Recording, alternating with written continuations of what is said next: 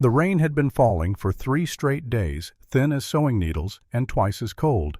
It wasn't the thunderstorm kind, the kind that let you scream back at the sky and feel alive.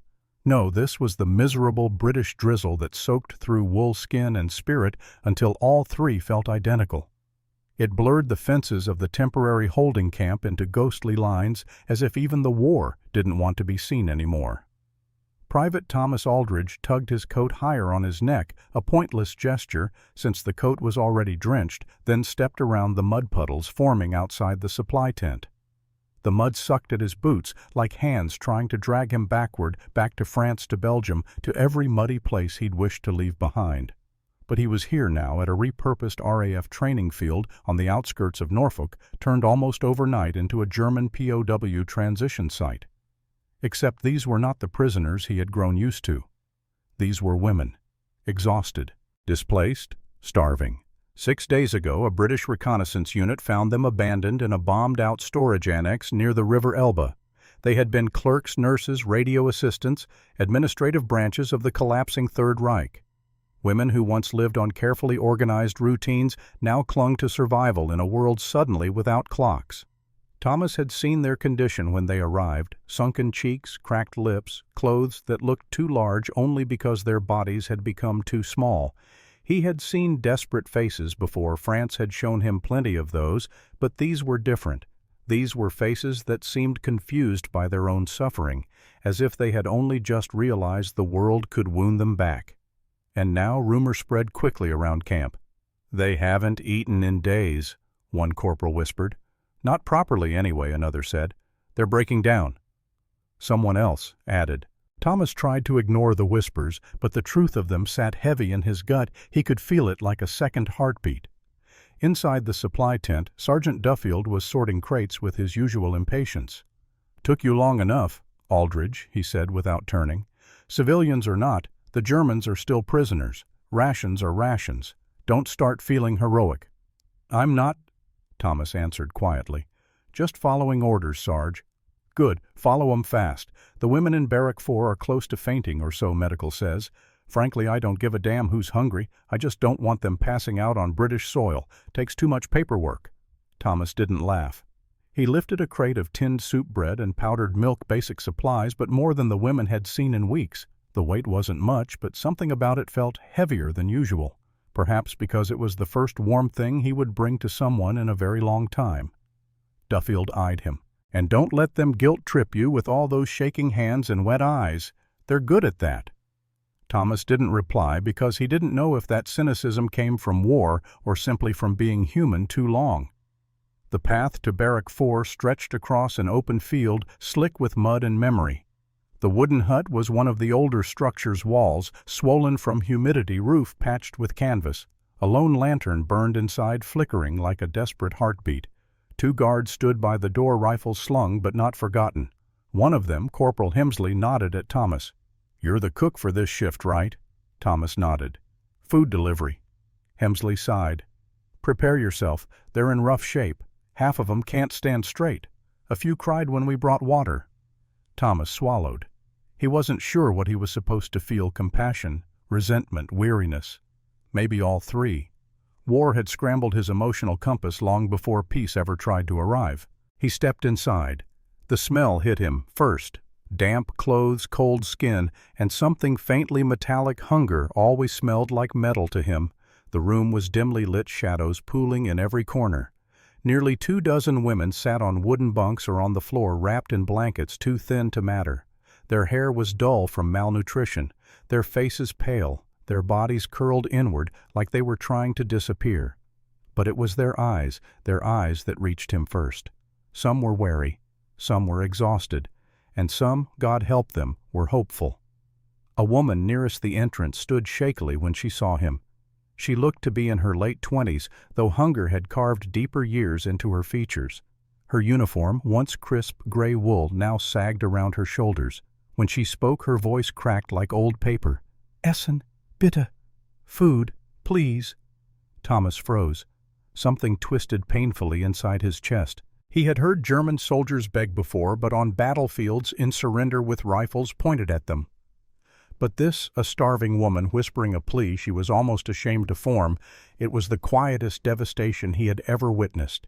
He set the crate down and knelt to open it. The room shifted as the women leaned forward, not rushing, just subtly orienting themselves toward the promise of warmth. Hunger had drained not only their strength, but their urgency. Thomas lifted a loaf of bread still soft from the morning delivery. A sound rippled through the room, a small involuntary gasp followed by another. Then one of the women covered her face, shoulders trembling. "We haven't eaten in days," she whispered, English broken by desperation. "Please, please." Her voice cracked, and then tears slid silently down her cheeks. Thomas looked up sharply. Tears, real trembling tears, were falling from several of them now. Some were trying to hide it. Some didn't have the strength to hide anything anymore. He had expected caution, maybe even bitterness. He had not expected this. "Hey, easy," he said softly, unsure whether he was speaking to them or to himself. "There's enough for all of you. Just one at a time." He handed the first piece of bread to the woman nearest him. Her hand shook so violently she almost dropped it. When she bit into it, she closed her eyes like she was remembering some forgotten part of being alive. Another woman reached forward, older, with hollow cheeks and eyes too tired for pleading. Thomas offered her a bowl of warm soup.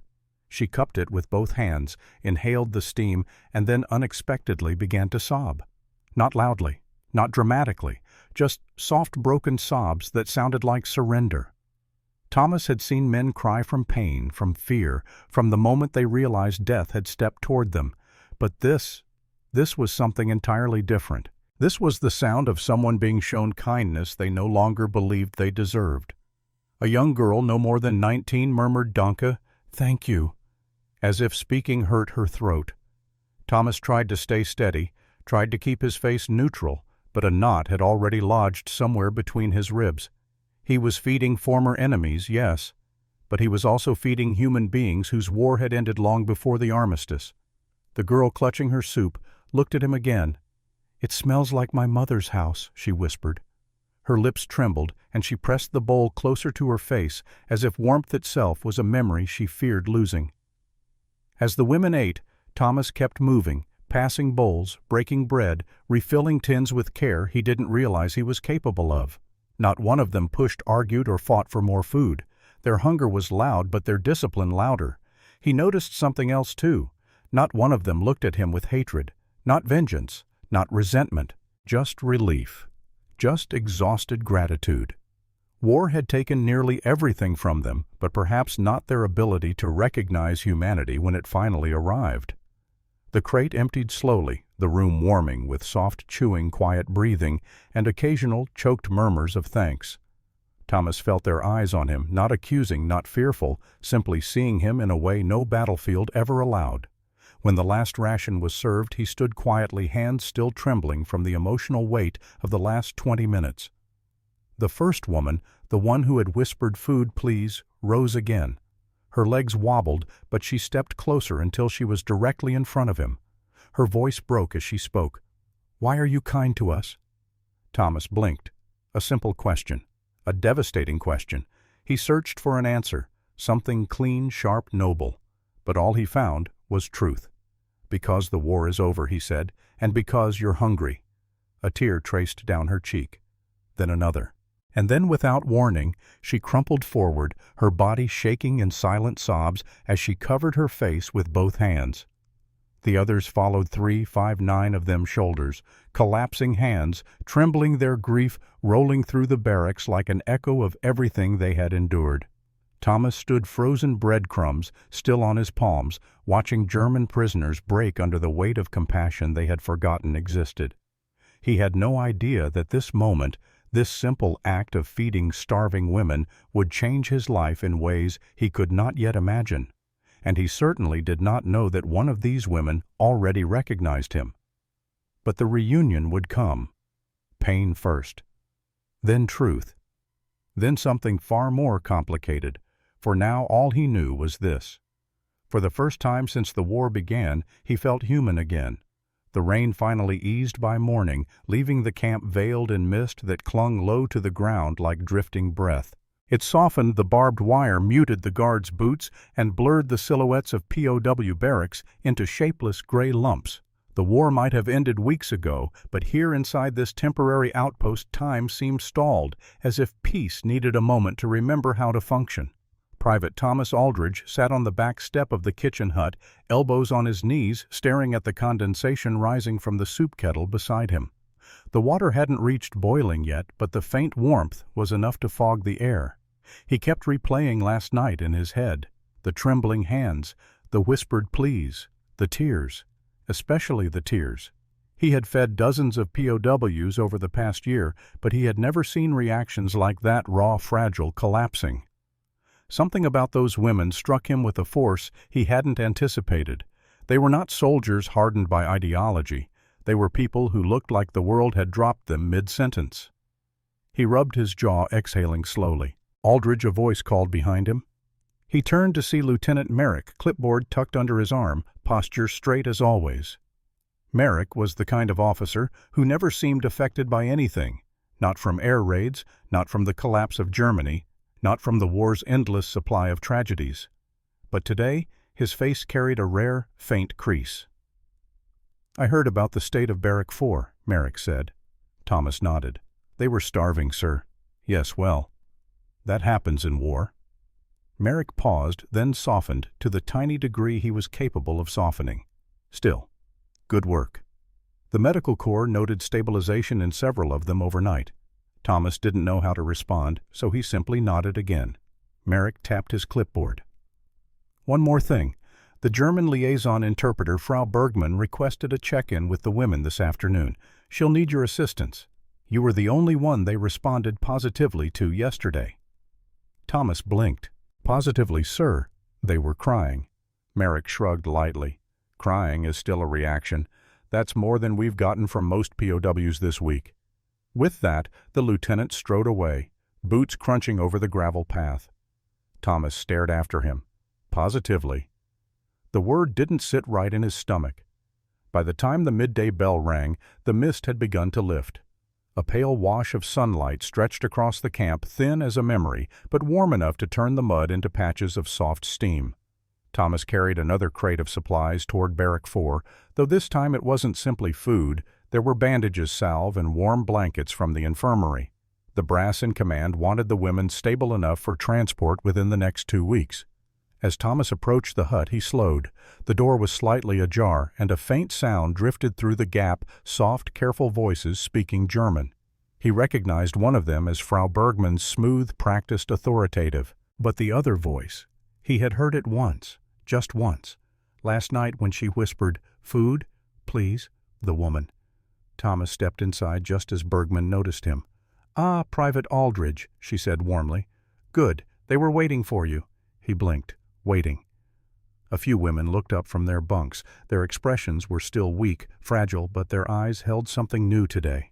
Not hope exactly, but recognition, a tether, proof that yesterday had happened and that someone had cared enough to return.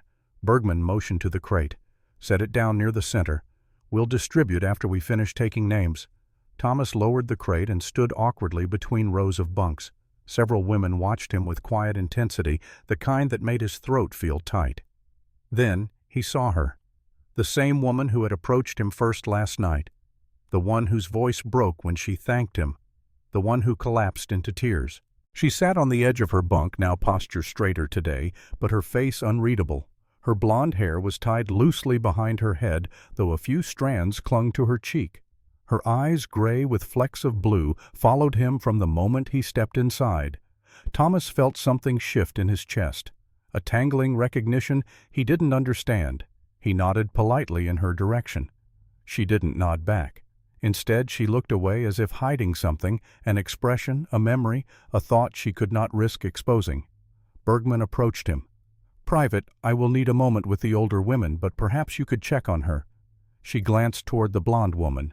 "She refused to speak during our name check." Thomas hesitated. "Refused?" "Yes. Not silent from fear, silent by choice." Thomas looked again at the woman. Her gaze was lowered now, hands clasped tightly in her lap. But there was a stiffness in her shoulders, a coiled tension that didn't match the fragile weakness around her. She understands English, Bergman murmured. I can tell, but she avoids answering any language. Thomas frowned. Do we know her name? No. She wouldn't give one. We can't identify her through her uniform, no insignia left. Thomas considered the possibilities. Fear, guilt, trauma, or simply exhaustion. He stepped toward her, slowly, careful not to intrude too quickly. She raised her head before he even reached her, sensing his presence. Her posture straightened, her jaw tightened, and her eyes, God, those eyes held a mixture of defiance and something like apology. Thomas knelt down so he wasn't towering over her. Hi, he began quietly. I'm Thomas. I brought food yesterday, and more supplies now. Her gaze flicked to the crate, then back to him. Her lips parted slightly, but no sound emerged. It's all right, he said. You don't have to talk if you don't want to, but if you need anything at all, you can just tell me. Her throat moved in a swallow. She gripped her hands more tightly. A long moment passed. Then she surprised him by speaking. A whisper, thin as a scratch. You came back. Thomas blinked, caught entirely off guard. Of course I did. Her eyes glistened, not with tears, but with something far sharper. Something like disbelief. No one comes back, she murmured. Not when they see us. Not when they know. Thomas frowned. Know what? She tensed instantly. The shutters went up. Silence dropped over her like a second skin. Before he could speak again, Bergman called from across the room. Private Aldridge. I need you for a moment. Thomas rose reluctantly, giving the blonde woman a last reassuring nod before stepping away. As he helped Bergman distribute blankets, he kept glancing back toward the woman. She had retreated inward again, gaze fixed on the floorboards. But her hands trembled faintly, barely visible unless one looked closely. Something was wrong. Not just hunger, not just trauma, not just war, something deeper. An hour later, the check-in concluded. Bergman collected her notes and prepared to leave, thanking Thomas for his assistance.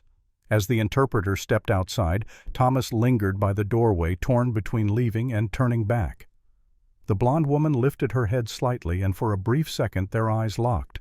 Recognition flashed too fast, as if she hadn't meant to reveal it. Recognition. And fear.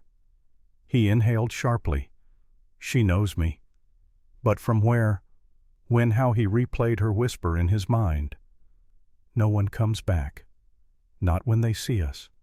Not when they know. Know what?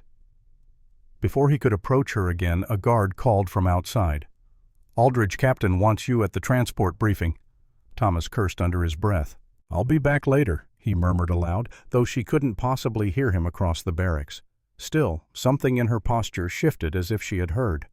Outside, sunlight finally cracked through the clouds, scattering gold over the mud. Thomas walked briskly toward the command hut, but his thoughts stayed behind. With her. The silent woman. The trembling woman. The woman who knew him, or at least recognized him. He tried to think back faces from France, Belgium, the Netherlands. Civilians fleeing roads. Nurses in makeshift clinics. Women in captured outposts. He had seen thousands of faces over 3 years. How could he remember one? But she remembered him, and not fondly. When he looked back over his shoulder, he saw the faint outline of Barrack 4 through the thinning mist. Something told him this wasn't coincidence. Something told him the past was about to step out of the fog.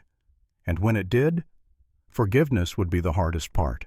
The transport briefing was short, unremarkable, and painfully bureaucratic.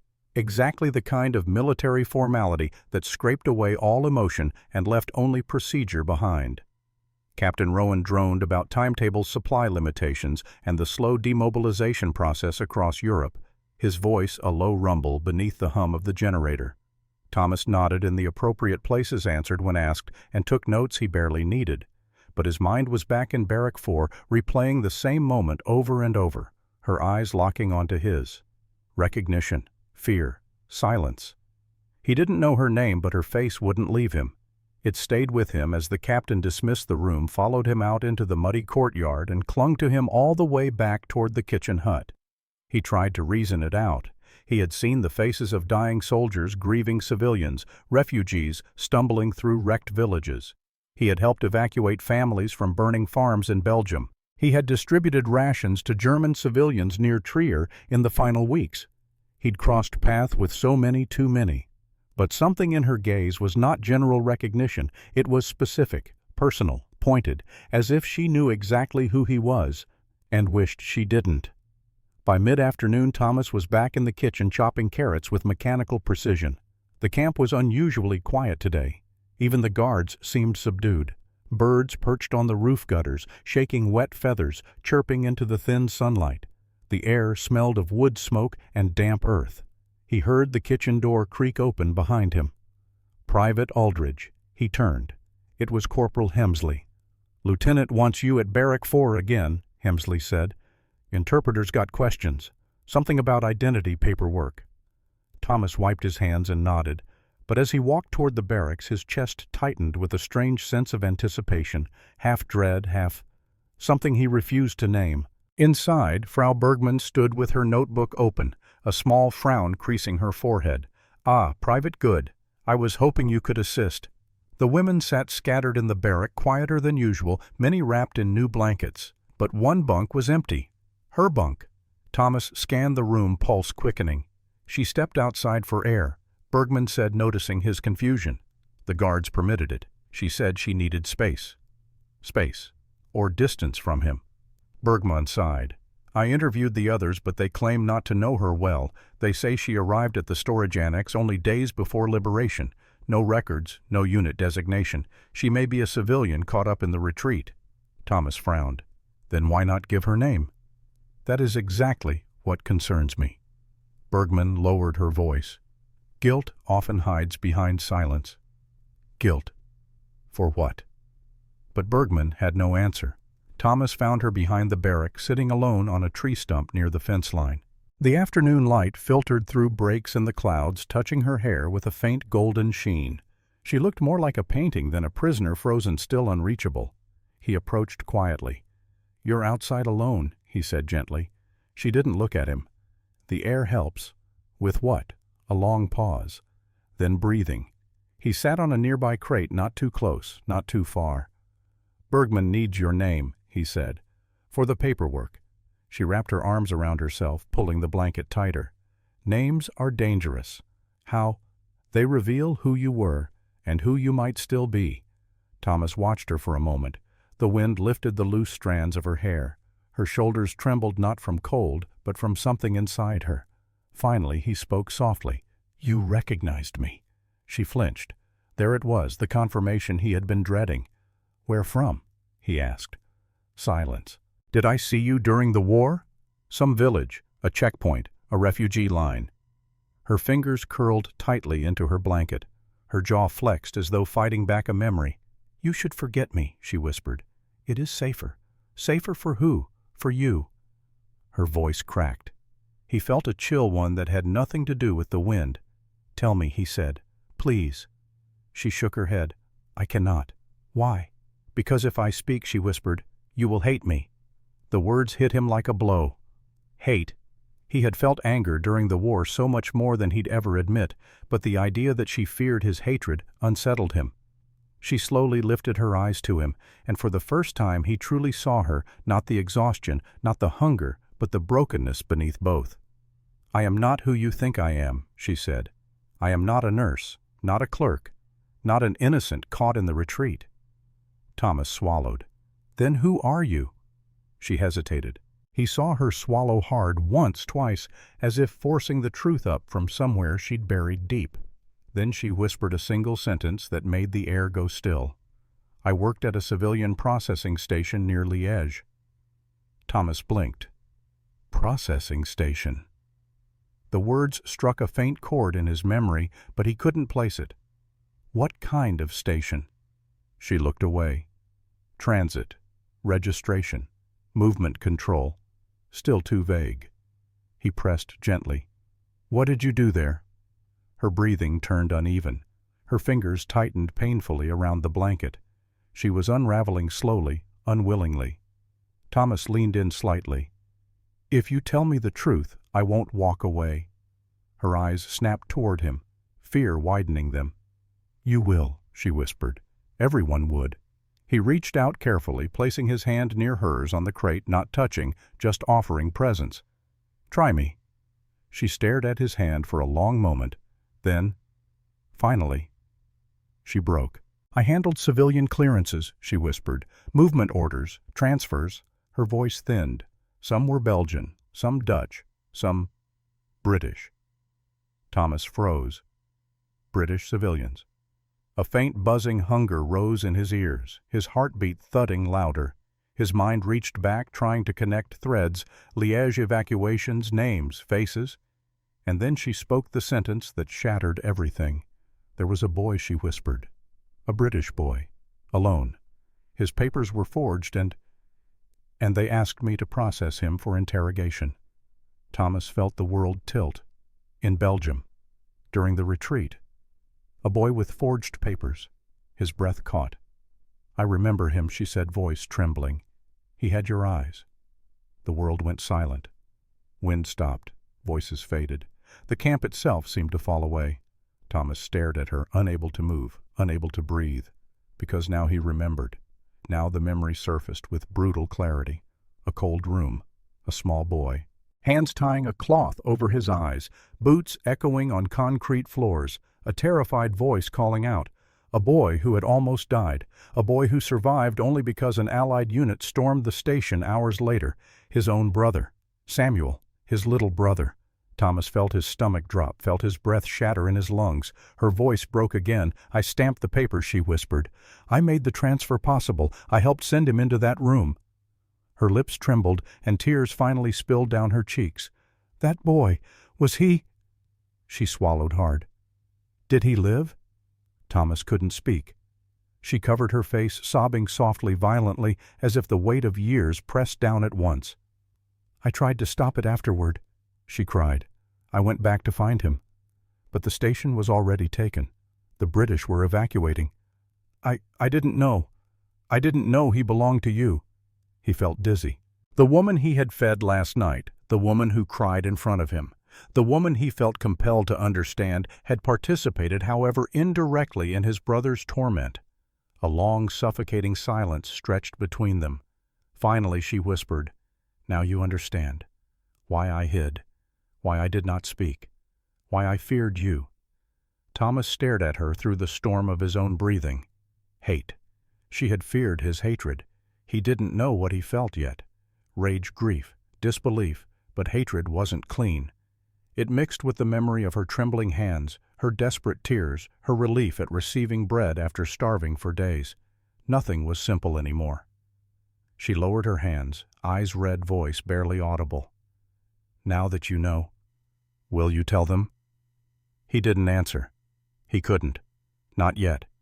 The past had finally stepped out of the fog, and it was sharper, heavier, and far more complicated than he had ever imagined. Thomas didn't remember walking back to the barracks. His legs carried him, but his mind stayed behind, fixed on the woman crying behind the fence line.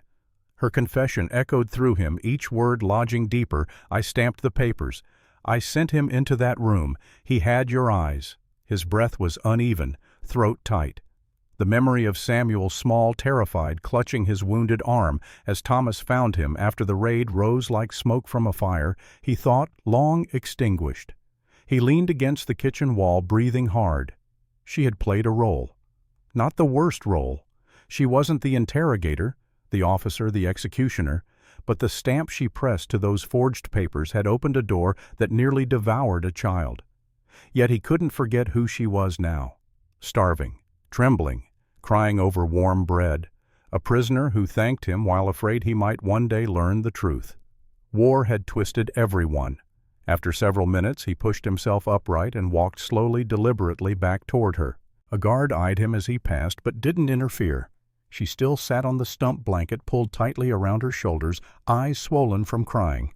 When she noticed him, her entire body tensed. "I understand if you want to leave," she whispered, "or report me. I will not resist." Thomas exhaled through clenched teeth.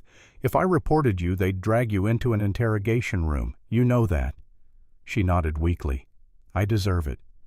He studied her long enough to see the cracks behind her posture, shame, fear, self-loathing that had festered since Liège. She hadn't slept last night. He could see it now. Maybe she hadn't slept properly in years. Finally, he sat down on the crate again. "My brother lived," he said quietly. Her breath caught too sharp, too sudden. She covered her mouth, a sob bursting from her chest. "He lived," she choked. "He lived." "Barely," Thomas added.